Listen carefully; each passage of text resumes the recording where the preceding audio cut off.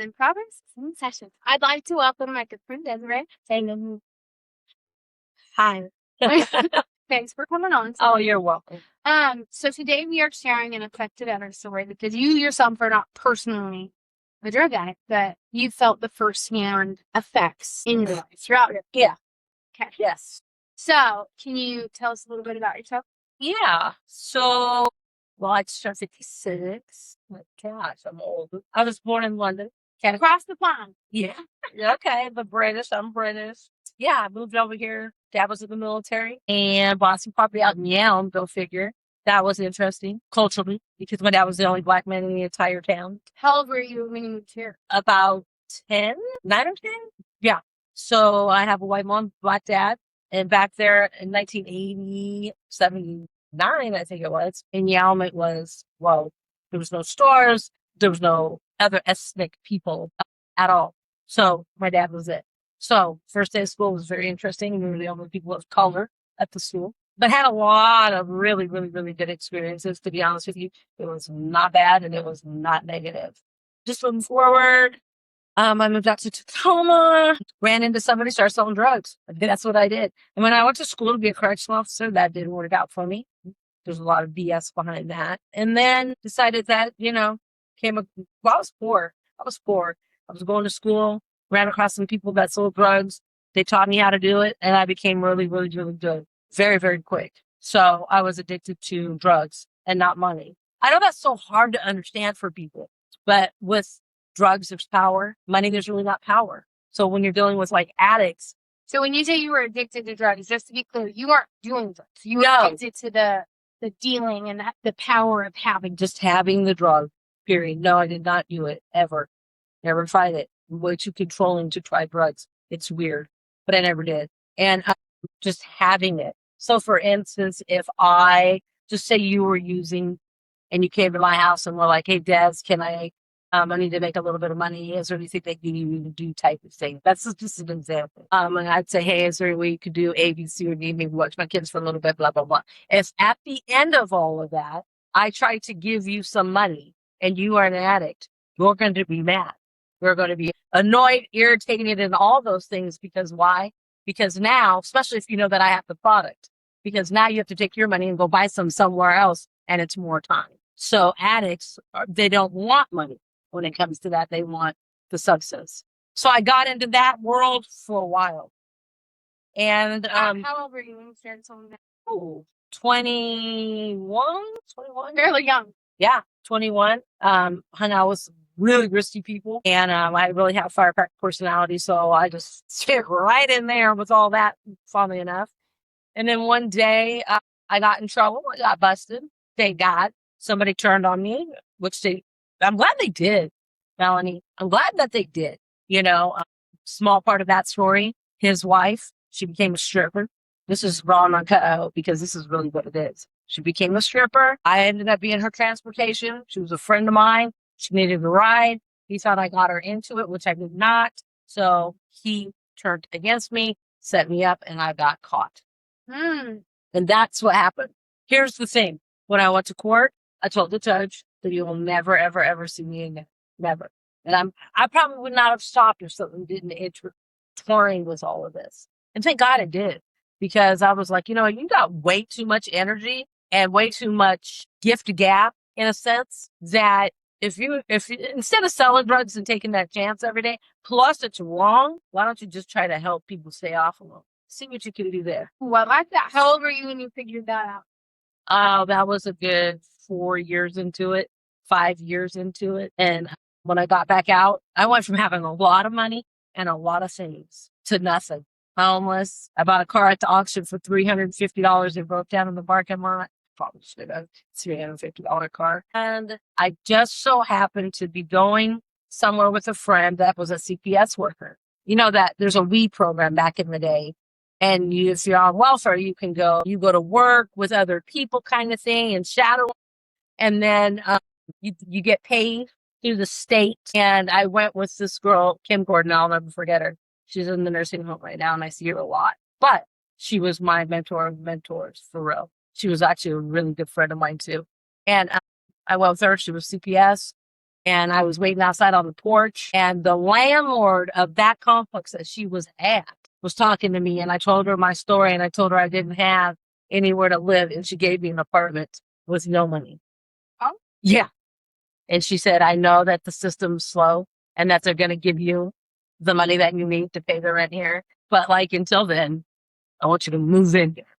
I mean, and honestly and truly, Melanie, this is where I know for a fact, 100%, that when you want to do something, if you're doing it the right way, and I'm not a Pollyanna by no means, but if you're doing it the right way, things will come and people will help you and people see you and they see that you're trying and they know that you don't have much. And this lady gave me an apartment and I moved in. That's beautiful. How would you describe your relationship to it? Well, I'm an addict. Let me just say this. I am absolutely obsessed and addicted to helping people that are the underdog. And it just so happens to be in these years that it's been people that use drugs. I mean, it could be anything. You know what I mean? And I don't know where it stems from. I don't know. Maybe I was a bully. Maybe, yes, I was a little bit in junior high. And let me not shave this down. I was a bully. I was a bully. So it's time to pay back the world, right? So when I see that, I guess I see me. So I'm Johnny on the spot for everything when it comes to somebody that can't speak for themselves. I have to do it. I feel the need to do it. Moving forward, my son, that's where he gets sad. Because there's nothing harder than going to work every day in the treatment center. And as soon as you clock out, you clock back in personally, all day, every day. Yeah. I wanted to add this part. I think it's super important that I struggled more when my son was clean than he didn't really use. Can you elaborate? Yeah. Now, when somebody uses, the expectation, we already know what to expect. When the phone rings, it could be some drama. When the phone rings, it could be the police. It could be someone saying your son is OD'd over here. Like, there's an expectation that something negative and horrible is going to happen when someone's using. It's like your nervous system is always on edge. Your nervous system is always on edge when they're using, but it catastrophize when they're clean. Honestly and truly, there's never a quiet moment when you have a relationship with an addict in recovery or not. Because when they're not in recovery, again, the expectations, but when they are in recovery, Lord have mercy, and we're waiting for the other shoe to drop, which that relapse is more painful than using the whole time for somebody like me. Yeah. For somebody like me. And sometimes, people say, like, if they have this many years, you don't have to worry about it. And I'm like, no. Always want to absorb. Always. So when my son would be clean, and when he was in treatment, I'm the mom that is at the treatment center 3 times a week with clothes, tennis shoes, hair products, vapes for you and your roommate, you know what I mean? Everything. The only thing I did not do a lot is visit my son when he was in treatment. And it's not because I didn't want to. I was there 3 days a week dropping off stuff.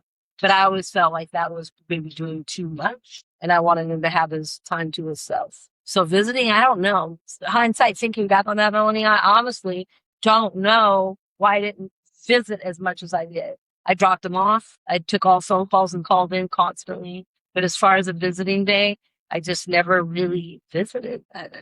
It's really, I'm thinking about that right now. Did he ask you something? No. Would you have it be an ask? Oh, yeah. I love my son. So I was addicted to addiction. Worse than the addict. I mean, the addict's high, right? I'm sober, just like constantly thinking if this person is happy or not. Do you know how draining that is? I can't imagine. Oh, man. Sorry. Yeah, that's complex. It's draining. Because you can't think of anything more you can do to make this person happy. So you're going to buy everything for the outside. You're going to buy everything for the looks. You're going to buy all the newest shoes, all the newest clothes, take you out to lunch, take you out to dinner, take you to the movies, do all these things. And then they also have their own stuff with other people. But like for you, you're like, okay, I know if I can like fix this house on the outside, then eventually the inside will get picked up, and that's not the truth of the matter. That's not it at all. There's not another human being on this planet that can make another person happy. It doesn't happen in the human race. You cannot do it. Responsible for your own happiness. Yes. So What would you like our listeners to know about it today? That you need to have a program just like any other program, honestly and truly. When I first got introduced to Al-Anon, especially when I met the sponsor, I said, wait a minute, hold on. This lady, she bakes bread, does puzzles. Looks like she might possibly have a corduroy pair of pants on right now. Like, this is Sweet lady. oh man, sweet is not the word for it. I love her. And I'm just saying, like, I'm way different. You know what I mean? Just she's so wholesome. And so yeah, but she put me in my place the very second time I met her. She gave me some homework to do. Was reading, and I haven't read a little bit of it, 2 pages. When she see me next, she said, well, how much did you do? And I said, yeah, I'll do more later. I did like 2 pages. And she's like, oh, that's not good enough. She's way back here. It's not good enough. This is a pretty saucy lady here. Let me turn around. She said, no, it's not. And I said, okay, I got the memo because I need her. I truly need her. And if you're not, you don't even know what you need because you don't realize that you're that wrapped up into these other people or persons. You don't know, what you deprive your other children of. And I'm talking about the sanity of their mom. Because everything surrounded around my son. When he was clean, we were celebrating. And when he wasn't, we were looking. How many kids do you have? 3. And how many separate through addiction? Just Merrell. Just Merrell. And the other 2 are his sisters. And they helped him, but they couldn't watch that. He detoxed a lot at my house. A lot. So that was really hard detoxing off of ODs is not the same. It is hard. It's not pretty. It is not pretty. And it happened often. So that was too hard for them. So it was me by myself. If you don't have someone else in your life, like the partner, significant other, and you are the one out here trying to save the life of your child, I mean, I don't know. If you don't have some type, that's gotta be exhausting. oh my God, and then try to go back up to work the next day. And then you walk into your job because you're dealing with that, and so you got someone saying, you don't care about us. You don't care. Now. Look at your face. I'd be my God. But I The only thing you just care about yourself. I know that firsthand what that's like to be like, right. Don't tell me how you. I don't need a fucking break from this. Yeah, there's no break. There's no break. There's no break at all. What I would want people to know, honestly, is that when others are offering to help you, let them help you. Because you don't want anyone helping you because you don't want them to know your business, first of all. And you don't want them to know how bad it is or how hard it is. So there's secretives. There's so many secrets on this end. There's just so many secrets. Not just with drugs. I'm talking alcohol, all these things. People lie for people. I lied a lot covering up for the mistakes and mishaps or whatever that my son had when he was using. So I would say definitely instead tell for people and tell the truth. Just tell the truth. I'm definitely different now. And even before my son passed away, I'd say a year or 2 before that, I started being a little bit more honest about. I mean, I always talked about him being an addict to music and things like that, but I never really, really talked about like how I personally didn't want to be there anymore myself because it was too much for me. Yeah. It was too sad. But my sponsor helps me out a lot. She really, really, really, really does. And I can't believe that I committed almost 7 years to this already. I didn't realize it you know. It's, yeah. Because I remember when you first started. It's good. Which brings me to my next question. When did you first realize addiction was affecting your life? When I was getting out of bed and going to the police station when my son was like 17, 18 years old. When I get calls from the police saying someone stole his shoes off the street. He's standing at the town center with no shoes on. He's calling me from an establishment saying, please come get me because, the FBI, the CIA, and the KGB and everybody else is after it. Mm-hmm. So I was like, I have to stop what I'm doing. But I was so obsessed with my son. If he had a flat tire and was all the way in, say, Claw, and I was in Lakewood, and I had to go to work, I would be late to work and go and pump his tire for him rather than him ask someone around him to help him. That's how bad it was. It was bad. I wasn't always that nice either. Let me make that real clear because there were moments that I wasn't that nice at all. And I was just done and I could not do it. And I felt like the ruder and the meaner and the nastier and the more horrible things I said would upset him more that he would slip and change because my own mother's saying this to me. My mom's telling me she can't stand me. She hates me, which I never hated her. And in that moment, hated every behavior that ever came about. And so I'd say those things. And I'd be like, this is going to stick. He's going to think about that and be like, this is not worth getting high. That my own mom told me that she hates me today.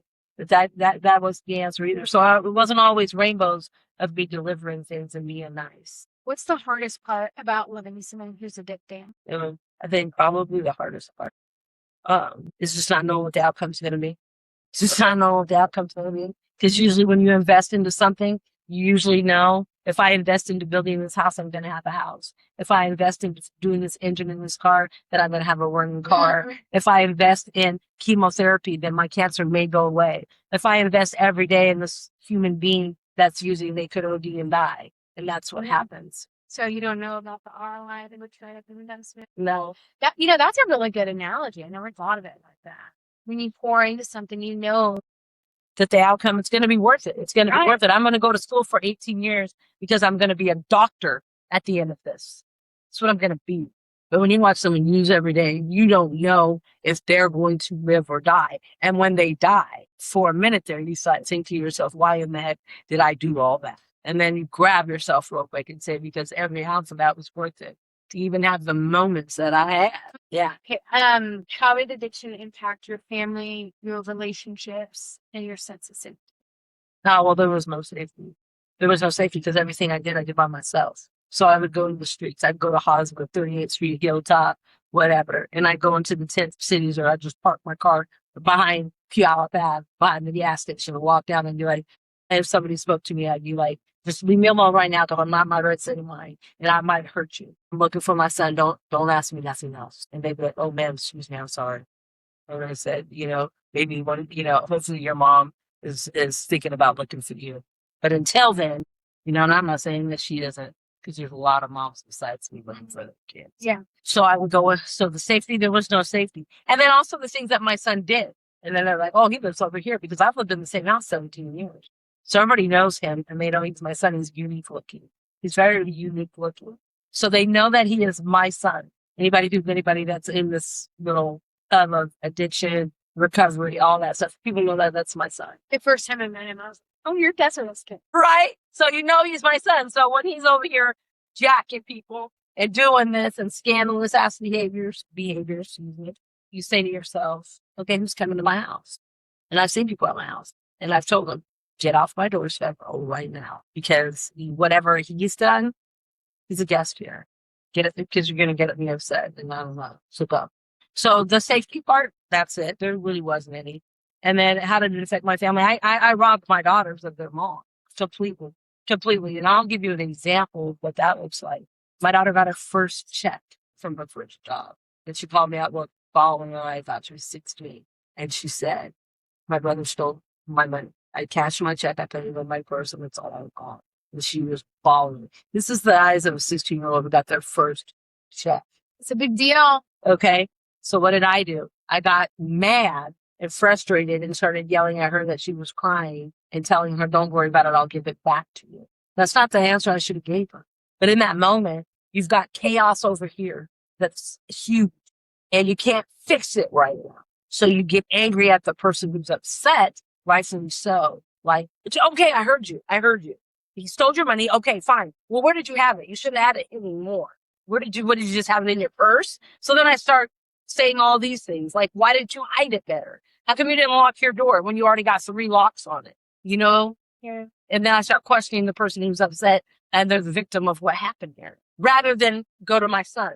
And I wouldn't even go to him about it. I would just pay her back. So you just bailed them out. I bailed them out a lot. Did you bail your daughters out like that when they got in trouble? Oh, yeah. But they never did. They never really got in trouble. My daughters are on point. Both of my daughters are on point. They're successful little girls, with young women. And so I'm not saying they never needed me, but like my daughter got a promotion at her job. And it was the same time Merrell had 30 days clean. So we were going to do this huge dinner at a restaurant and balloons, and make sure you get the cake and make sure you get this. And he wants those new shoes, so let's make sure he gets them. And my daughter keeps trying to talk to me while I'm on the phone about this milestone, 30 days, which is a big deal. But it's about the 10th time you've done it. And that doesn't mean that it doesn't make it any better. But my daughter is on the phone telling me that she's done everything she should do, everything right, got a promotion, as a leasing agent for condominiums. That's a big deal. And I couldn't even let her get the words in. And finally she said, stop. I'm trying to tell you something. And I go, well, what is it? And she goes, I don't even feel like saying it right now. It doesn't even feel right saying it. But I got a promotion that I've been working really hard to get. But we can't slow this. It's Merrell's 30 days down. Can't slow that down. So you got balloons coming and cakes and dinners for that. And all I'm trying to do is let you know a milestone for me. It Overshadowed them. horribly, horribly, horribly. Were there things happening behind closed doors that people didn't see? Huh, girl. I know. I know. You said it. Girl. Yes. And I would always tell my son, do you know if someone's seen this, they would not believe it. They wouldn't believe it. They wouldn't believe it. This is disgusting. Eating habits was the worst. Leaving syrup and oatmeal and peanut butter and all on the floor. And like when the addiction was so bad that you can't even, you just want to eat, and all the food is around you, and then ants, and I don't know. I mean, and every day I would go in, and this is during detox times. Yeah. You know, because my son is a very clean person. He's spotless, matter of fact. Spotless when he's clean. So there's a lot of stuff that goes on behind the scenes, you know. Not even really sleeping because you go to the doorbell's going to ring at 2, 3, 4, 5. So I get into too much of a sleep. Know that you got to get up and open the door again. I don't know. It's nonstop, Melanie. It's nonstop. I don't know. I would do it all over again. What emotions did you struggle with the most? Oh, anger. I stayed mad. I stayed mad at everybody. Especially when I wasn't in my best. You know, at work. That was the worst. People would be like, well, what's wrong with you today? And I guess you forgot what I've been telling you all week. You know, you get mad at people because it's not their number one problem. Right. But then again, then you get sad because you want them to know, you're hoping that they're being mindful of what's going on. You know, if you told me A, B, or C, or D, if you're not in your best spirits, I'm going to know that Bella's not in her best spirits because A, B, C, and D. She's already told me all that. But when people don't remember that, and they're just like, why aren't you your happy self? You're usually laughing and giggling. Well, I don't know. You tell me. I'm 740. You want me to tell you some more about it? You know, so how do you not like be angry at people? You get angry at people. Then you get angry at yourself. Because you're like, why the heck did my son start getting high? Right. And then there's the caveat, why am I here again? Yes. Yeah, it's tough. Yeah. I would definitely like to see like people definitely doing the environments where somebody can talk, not just to the moms, but the dads, the siblings is the worst. When I was at treatment, when I was working treatment, I would always in the groups go in there and say, let's talk about your brothers and sisters today. And everybody's face immediately went burgundy, like the biggest alligator tears. I said, I know that's hard. Huh? We talk about your mom and dad because you can blame them for a lot of things. Right. You can talk about your kids because guess what? You feel so bad for your kids and you want them to forgive you and blah, blah, blah, blah, blah. But when we're talking about your siblings, everybody's choked up because of those are the same people that sat in the same poopy diaper you did. And either they're doing better and they're successful or they're not. But it's hard to talk about your siblings. Okay. What did healing look like? Not healed yet. But you're on a journey. I am on a journey. Number one, I help other people. So I told you earlier that little scenario from the thrift store to the YWCA. Yeah, I was like, and you talked about running to all these games. I'm like, you still kind of do that. I do that.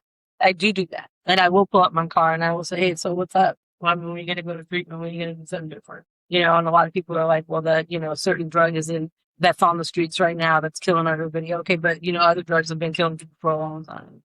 I mean, that one has catastrophized, yes, but it's also in other substances. Right, but this epidemic's been happening for a long time. This is nothing brand new. Fentanyl is what crack was in the 80s. I mean, it's nothing new. This is still happening. It's been happening. It's in all the other drugs. When people go, I just do meth. And I'm like, let's talk about the substance in that alone without anything added. So but for me, like, as far as my healing is concerned, I think when people recognize you for caring and knowing that I just could not save my son. I couldn't.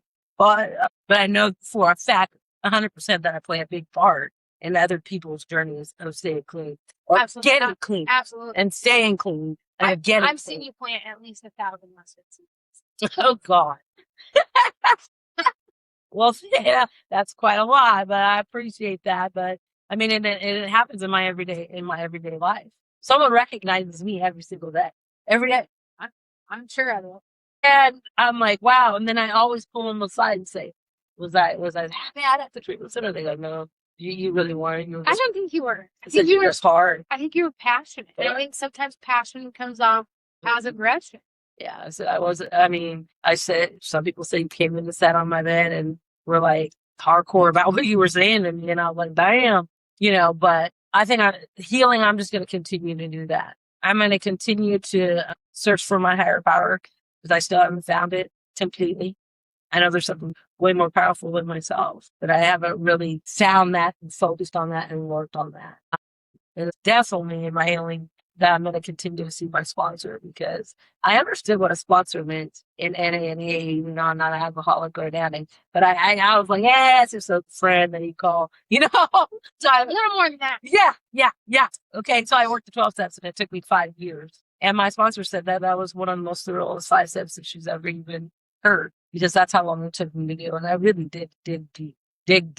I found out I'm codependent and addicted to a lot of things well before I even had it. So, when you start doing that healing out of the books, in a sense now, it's not another human being telling you this. I read this and then I figured it out and I am responding to my response. So it's not like, somebody's telling me ABC or D.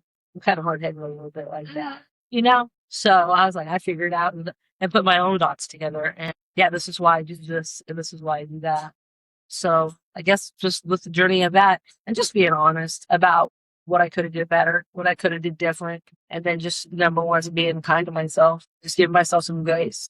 Because I've had to do this by myself this whole time. And that was in an abusive relationship for 10 of those years. So I was also physically getting beat up every day too, on top of that. What made you decide to finally take care? I don't know. You get to a certain level of tired. Tired, the sleep don't fix. There's no fixing it. And you can sleep for 2 or 3 days and wake up and feel even more tired than when you wake down the first day. And you're just tired and you don't have the space nor the capacity to hear anything anybody has to say if it's not good. Your problems. I don't want to hear using your R's, especially when you know that you've been through a lot, doing an unfair comparison. I'm good at that, and I think that's not a healthy place to be. Like, okay, you walk your path with all your issues just the same as well as I walked. So, I think things are actually going fairly well. Like I work every day. I still spread the message every day. I still have a heart for people in addition because I know that if they had anybody, I know people have choices. I get that. I get it all. I do. And I don't even know the right words for it, but can't imagine. Let me just use those words because I'm not an addict, so I don't fully know. But I can't imagine anybody wanting to live like that, like wanting to live like that. I think that's a fair summary. Somebody might have to correct me if I'm wrong. I could be wrong with that. I don't think as someone who struggled firsthand with addiction, that is not a life I would have picked for myself. And I understand I have choices. Yeah. But what a lot of people don't understand is when you put that substance in your body, your ability to choose shifts. Yeah. Your brain has to be. Yeah. Has to be. It has to be. That's the science. That's the brain science. It takes over.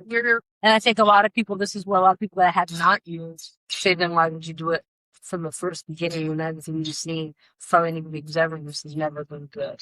And that's that contemplative stage with people who have never used and people that have.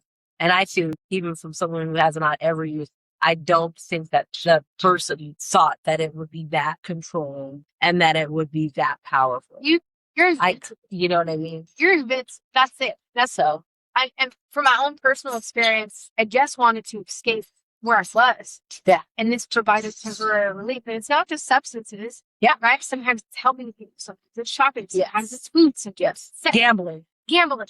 There's so many other things that you can fill in the blank yes. or addiction without ever putting a substance in your body. Right. And the same thing happens. Yeah.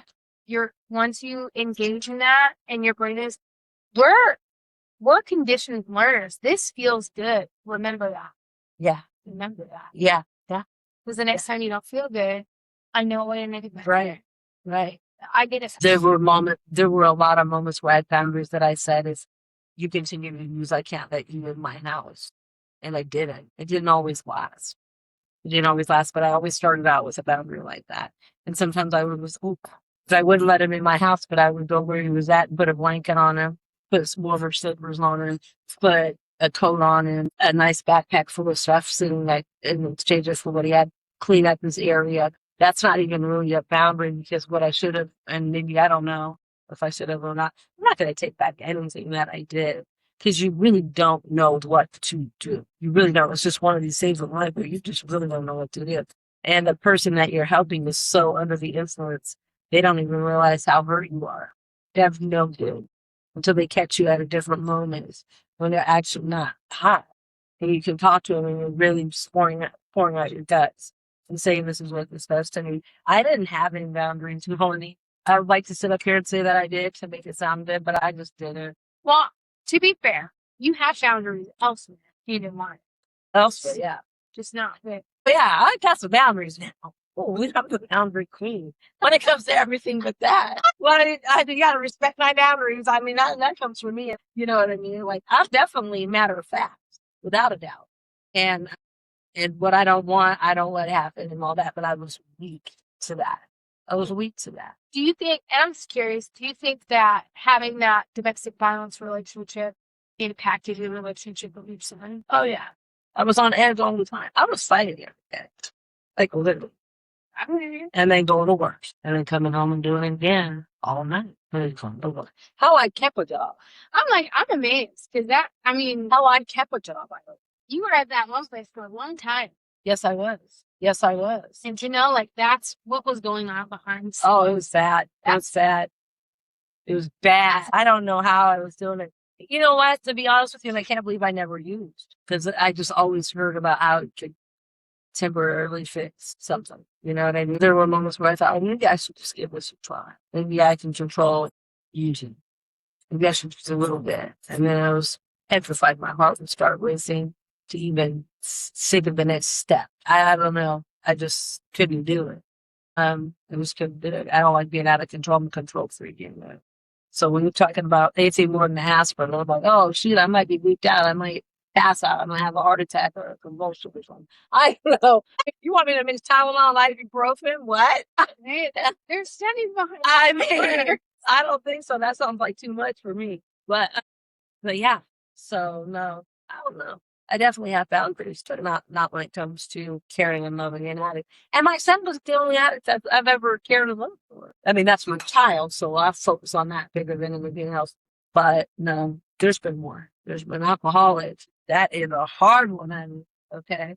Because you can't even talk to someone who's other than alcohol. You can't. I mean, if I had to pick which I would never want to have to pick, but if I ever had to talk to, say, if someone said, Desiree, alcoholic addict right here, who would you want to focus on the most to be helpful would be the addict. I can't talk to someone who's broke. I can't do it. Right. I cannot do it. I understand hanging out with people when they're like casually drinking, having a beer or two, and they're like not alcoholics. But if you're like an alcoholic, I can't do it. Why are we talking about the same thing? I can't do it. I'm like, you just told me that. Yeah, a lot of times. Right. We gotta move on. And then actually, what you just said was not much. Right, and you took 10 minutes too. Yeah, it's hard. I mean, when you're dealing with an addict, you're gonna get some chopped up version.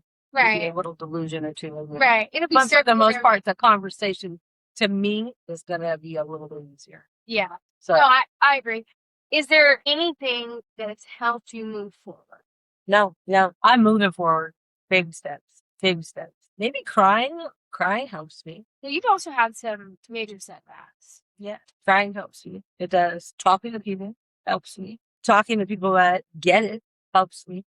So I limit my conversations with this kind of stuff with people that have no idea about this. I'm talking to addicts or sponsor or anybody who's had this. You don't have no family members. I'm not saying you wouldn't understand, but to have that more comfortability just ain't good for me. If you've ever been, in the backyard of it somehow or another. No, I get that. I get that a lot in the work that I do. People want professionals who've been through addiction firsthand. Yeah. Because if you haven't been through addiction or have it personally affected you, how are you going to help?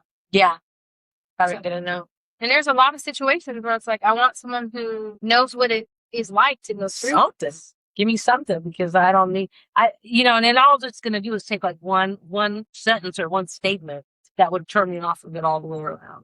Because there would be like an expectation that you're going to say something and I'm waiting for it. So I'm over here waiting for you, a person, to say something that it's not going to match up. And I knew it all along that I should never have spoken to you about it.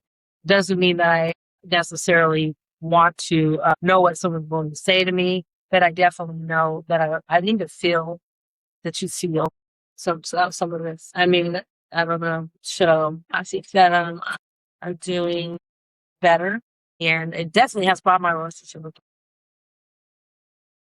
10 times full. Super tight. I was gonna Super say, how do close. your relationship? Super good. Super good. We're always around each other. One of my daughters, she has her own house and she's lived with me since my son passed away. I have a 2-bedroom. She's in the other bedroom. She has not an home. She pays her rent, her mortgage every month. And she has and I think she needs me because that's what she tells me. I just feel comfortable with her. And I said, well, you can stay here as long as you want. There's no time limit on this at all. You can stay here, period. You can give up your house and not pay your mortgage over there. Wait, They do that. I'm going to keep the ace in the hole. I said, okay. All right. I can understand that. Yeah. So, What misconceptions do you think people have about affected others?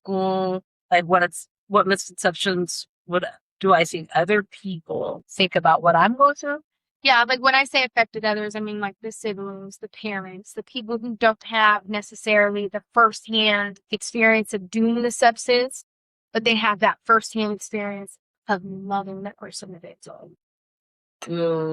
I think the same thing that probably a lot of us think is that someone's not doing enough somewhere. You know what I mean? Like people might think maybe they should do more, or maybe they should stop doing and stop being angry.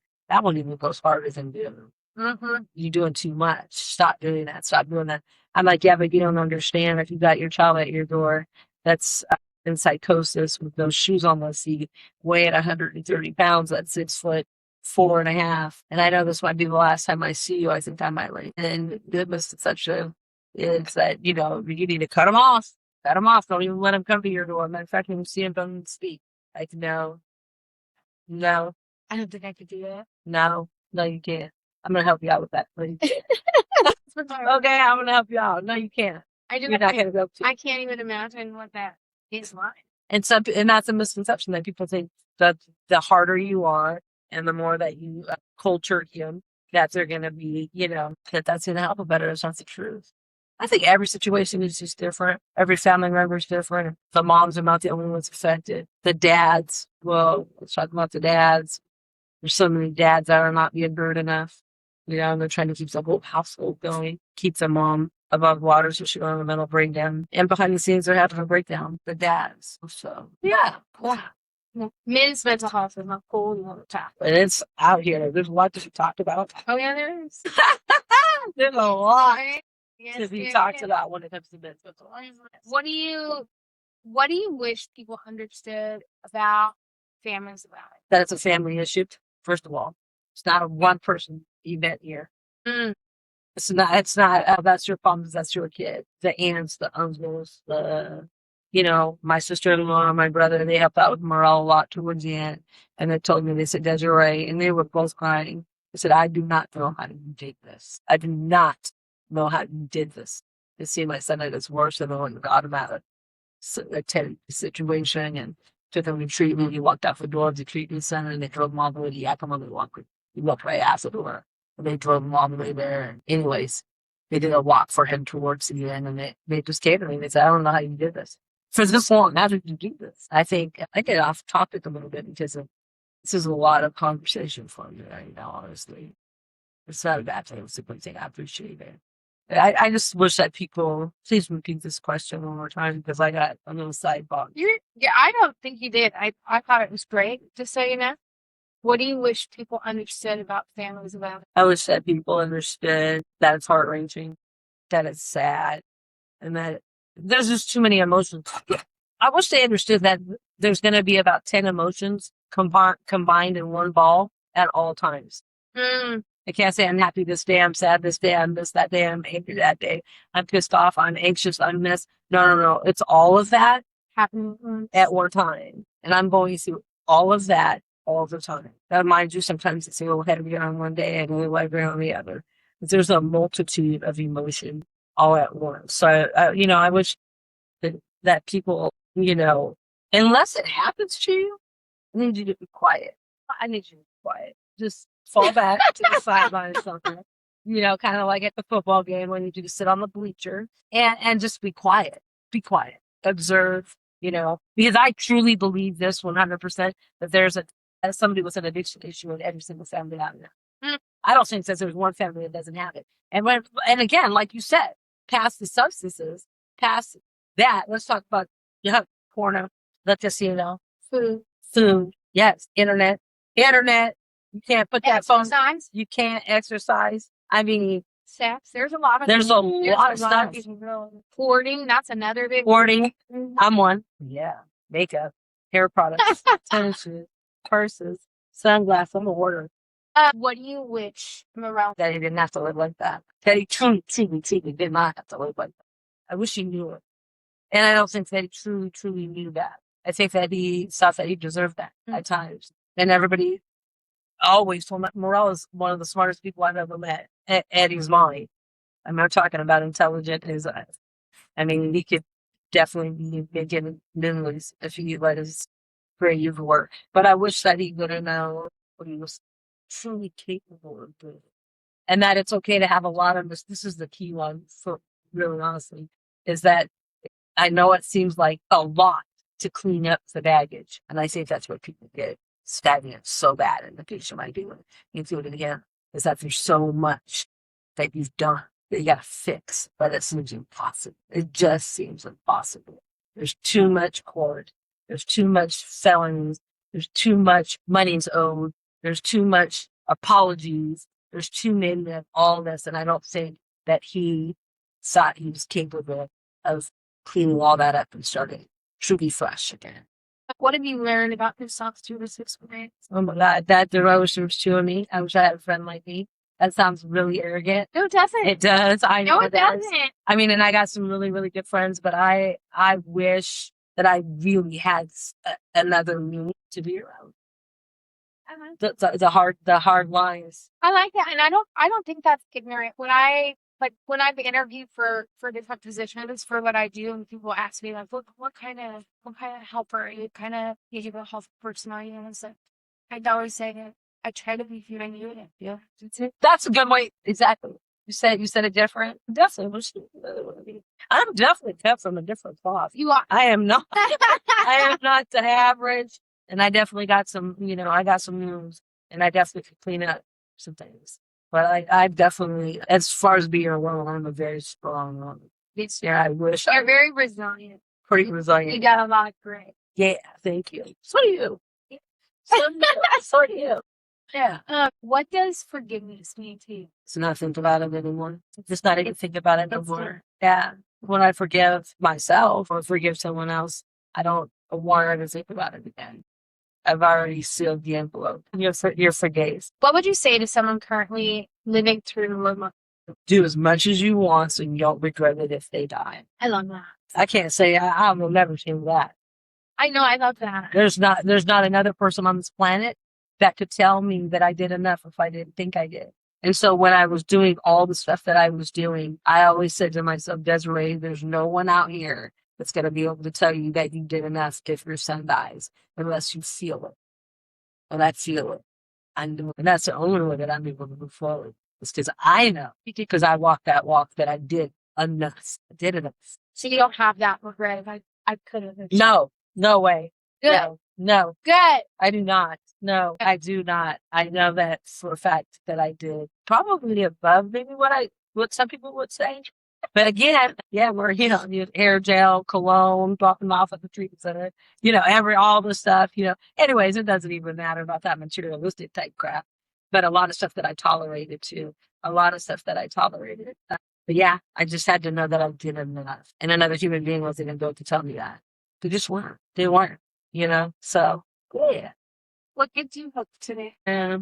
I would be lying if I said I had a lot of it right in this moment. I have some. I think I just need to just continue having the conversations, continuing to help the suffering person. And what does progress mean to you?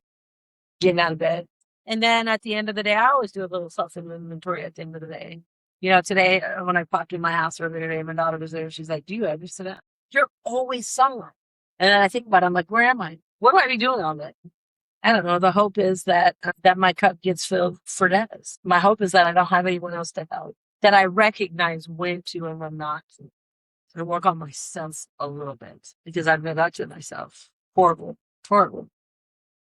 Yeah. If addiction could cure you right now, what would you say in it? I don't know where it came from. I don't know where it stemmed from completely. I'm not going to say that I absolutely hate addiction. I definitely don't like it. But I also think that we have the ability to manage addiction as we put it, this give it enough effort. To make people change, people get clean. I can change my life. I hate addiction. I freaking hate it. You know what I mean? But more importantly, I hate the fact that it overcomes some and some people not. And I don't understand what the difference is sometimes. So I think it's a sometimey thing. A sometimey thing? Yeah. I like that. Half ass. What piece of your story do you think people need to hear the most? I don't know. Just don't give up on your person. Just don't give up on your person. And even if they end up passing away, just don't ever give up on them. Just don't. Because you never know when it's going to be you. Because it could be. You right around the corner. Yeah. There's a lot of people that end up using themselves everywhere. And they did. These are hard questions, by the way. these are hard questions. I'm like, this is gonna be easy peasy. I love to talk. And I'm like, oh, okay, these are some good questions, girl. Well, I want to thank you for your time and sharing your story. Yep, you're welcome. Addiction can be messy. Yeah. And being an affected other is often overlooked. We spend so much time and energy on the addict that we often overlook the people that have been upholding the addict for a long time. So I really do appreciate you coming and sharing your story. If you or someone you know is struggling with addiction, please know that you are not alone and help is available. If you have a story that you would like to share, please reach out to us on any of our socials or at thisisathomas@gmail.com.